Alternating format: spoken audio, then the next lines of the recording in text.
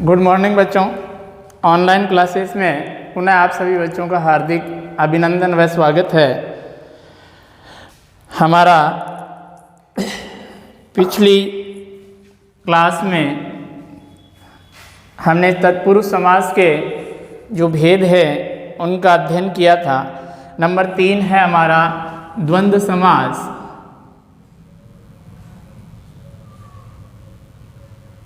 द्वंद्व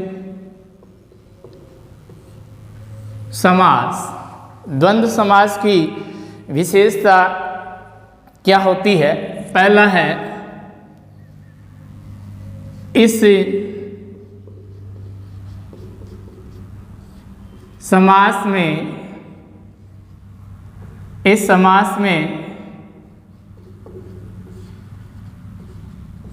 दोनों पद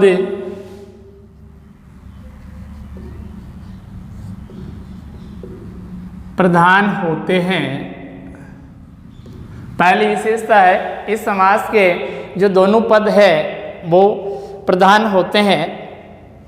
नंबर 2, और पहला शब्द है, दोनों जो पद है उन दोनों पदों के बीच में एक तो शब्द होता है और या अथवा आदि शब्दों का लोप हो जाता है, और अथवा आदि शब्दों का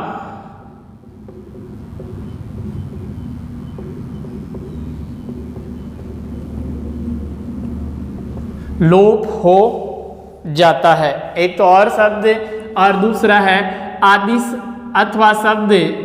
इन दोनों शब्दों का इस समास में लोप हो जाता है। जब हम इन शब्दों का, इन सामासिक शब्दों का विग्रह करते हैं तो विग्रह करने के उपरांत ये शब्द प्रकट हो जाते हैं। नंबर 3 है इसकी विशेषता, विग्रह करने पर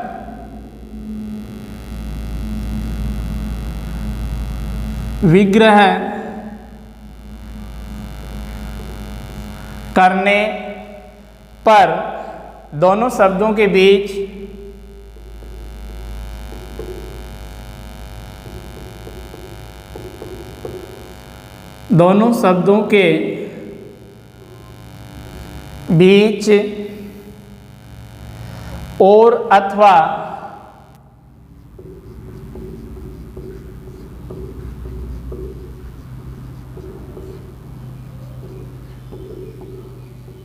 और अथवा या आदि शब्द लिख दिए जाते हैं। आदि शब्द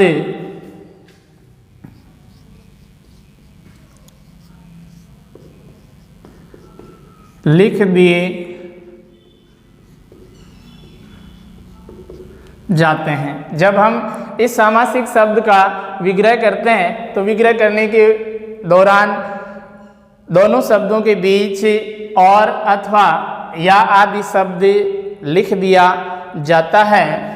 नंबर 4 है इसकी विशेषता, द्वंद्व समास के 3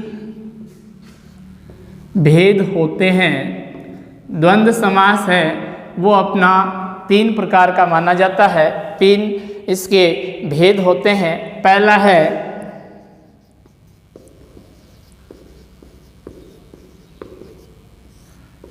इतरेतर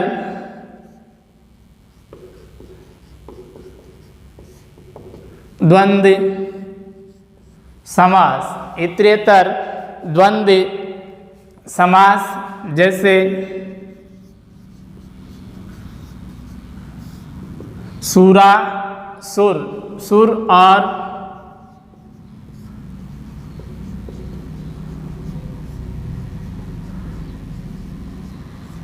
असुर, सुर और असुर, सीताराम,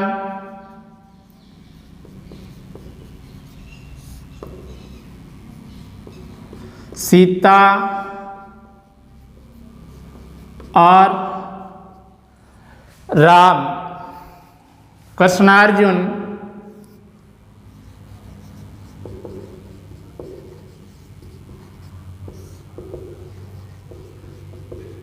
कृष्ण और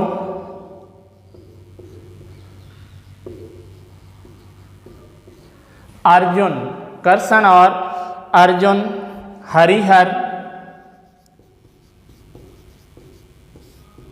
हरि हर, हरि और हर, हरि और हर, दूध रोटी,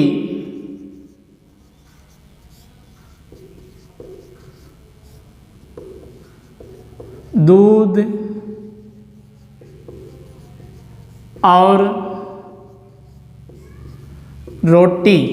देखिए बच्चों, इतरेतर समास में इतरेतर द्वंद्व समास की विशेषता क्या होती है कि इसमें दोनों पदों के बीच में जो दोनों पद होते हैं उन दोनों पदों के बीच में उस सामासिक पद का जब हम विग्रह करते हैं तो विग्रह करने के उपरांत जिस सामासिक शब्द में और शब्द बीच में प्रकट होता है और शब्द लिखा जाता है उसमें इतरेतर द्वंद्व समास माना जाता है।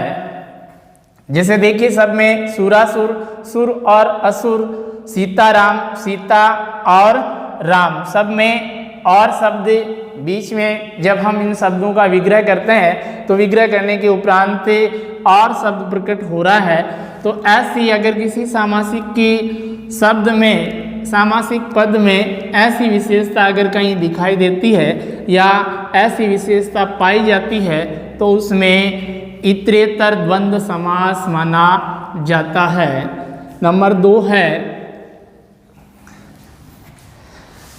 समाहार द्वंद्व समास, दूसरा है समाहार द्वंद्व समास। समाहार द्वंद्व समास, इसके हम कुछ उदाहरण देखते हैं। दाल,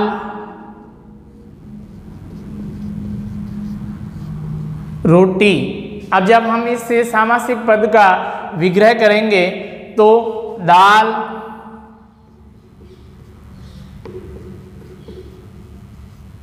रोटी आदि, तो इसमें कौन सा शब्द लिखा जाएगा?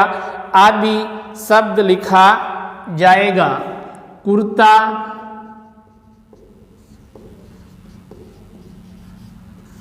टोपी, कुर्ता, टोपी आदि। धन दौलत, धन दौलत, धन दौलत, धन दौलत आदि। जब हम इसका विग्रह करेंगे तो धन दौलत आदि। चाय वाय,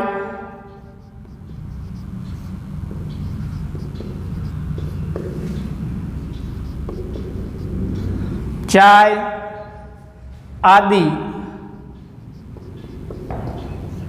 तो इसमें दोनों शब्द लिखे जाते हैं और दोनों शब्दों के साथ में विग्रह कार्य करते समय कौन सा शब्द लिख दिया जाता है? आदि शब्द लिख दिया जाता है। जिसमें आदि शब्द लिखा जाता है वो समाहार द्वंद्व समास माना जाता है। 35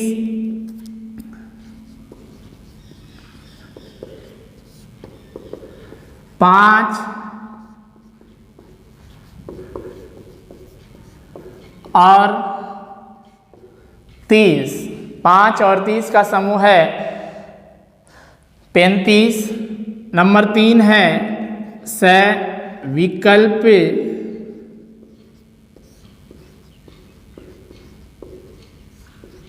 द्वंद्व समास। विकल्प द्वंद्व समास धर्माधर्म,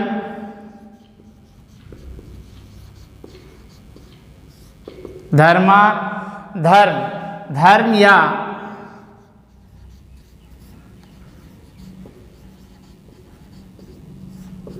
अधर्म, धर्म या अधर्म, उल्टा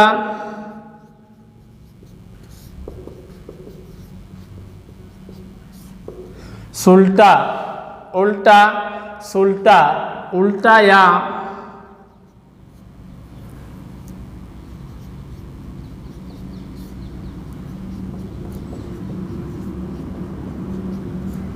सुल्टा, उल्टा या सुल्टा, लाभ हानि,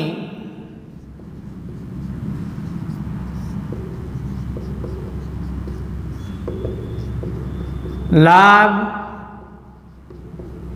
या हानि, लाभ या हानि, एक दो,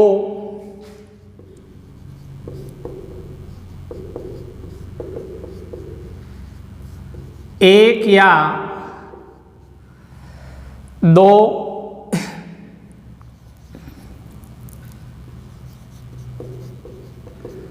थोड़ा, बहुत, थोड़ा या बहुत, 5 10,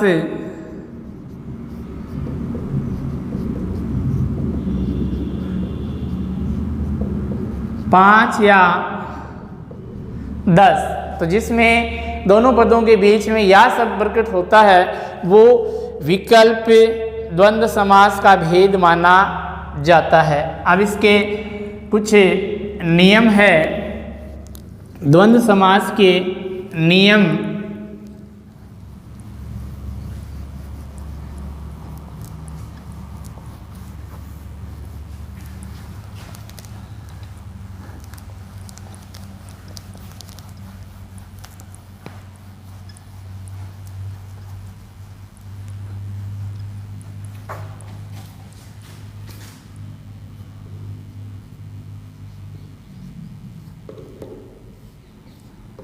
नंबर 1, पहला नियम क्या कहता है? 1 से 10 तक संख्याओं, 1 से 10 तक के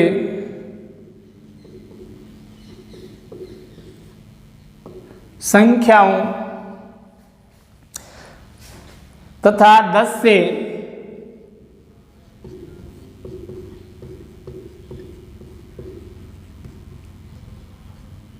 भाज्य, 1 से 10 तक की संख्याओं तथा 10 से भाज्य संख्याओं,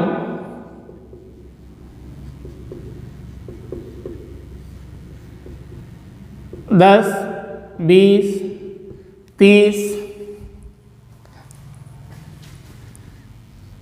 40, 50, 60, 70, 80, 90, 100 को छोड़कर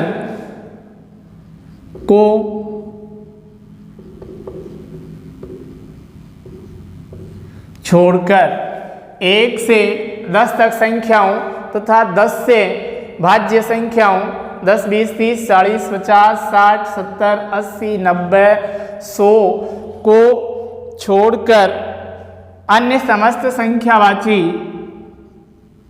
अन्य समस्त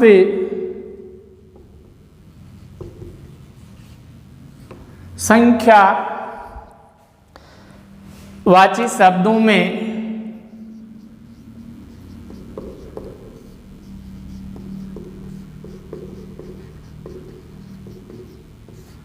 समाहार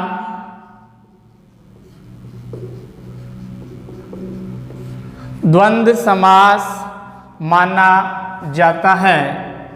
द्वंद्व समास माना जाता है क्योंकि इनमें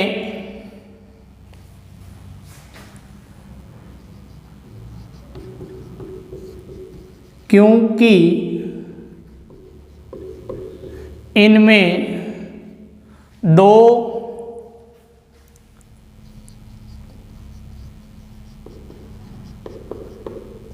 संख्याओं का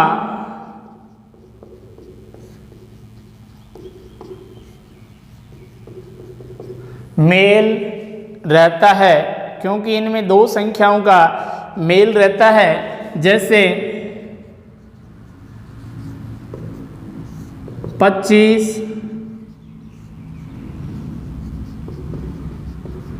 5 और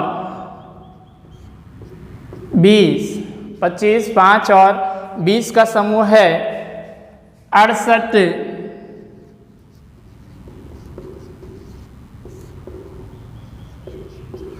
68 8 और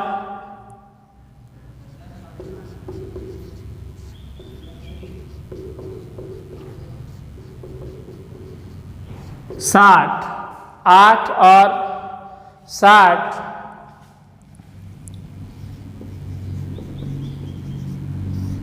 11 है 1 और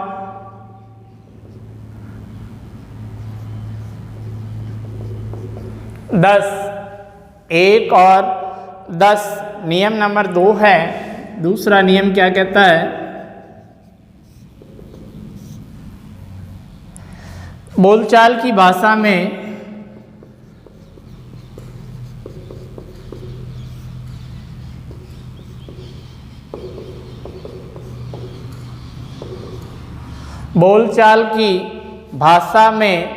हम किसी एक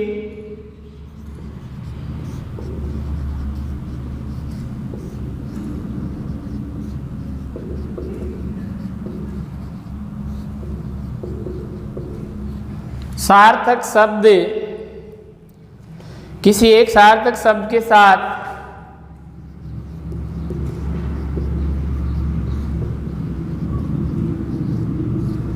किसी एक अन्य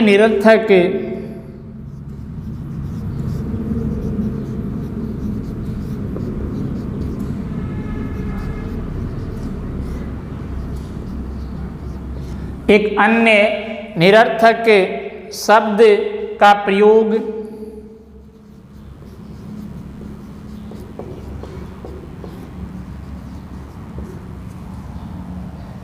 कर देते हैं।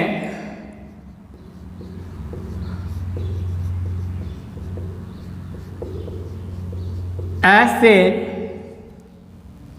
शब्दों में भी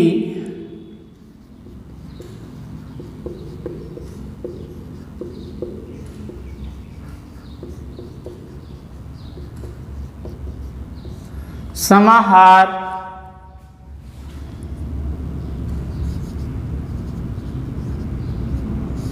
द्वंद्व समास,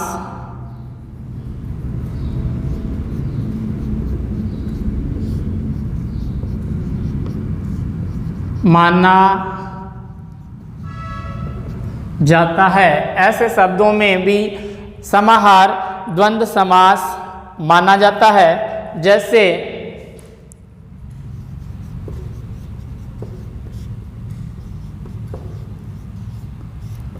रोटी, वोटी, रोटी आदि।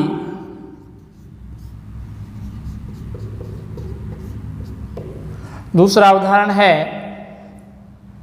अड़ोस, पड़ोस,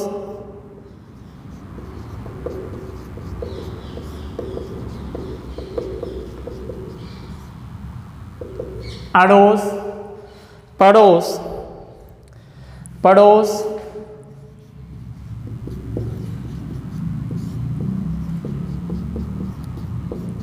आदि, पड़ोस आदि।